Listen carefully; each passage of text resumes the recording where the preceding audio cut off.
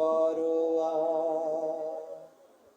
মোরা হতে চাই প্রিয়তম তোমার, মোদের কবুল করো হে পরোয়ার, হে পরোয়ার। মোরা হতে যেন পারি সত্যবাদী, যেমন ছিলেন আবু বকর।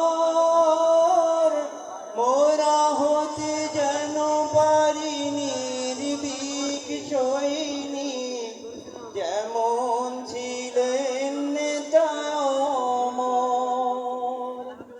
এই মোনাজাত তোমার কাছে খোদা করছি মোরা বারে বার, মোদের কবুল করো হে পরোয়ার, হে পরোয়ার।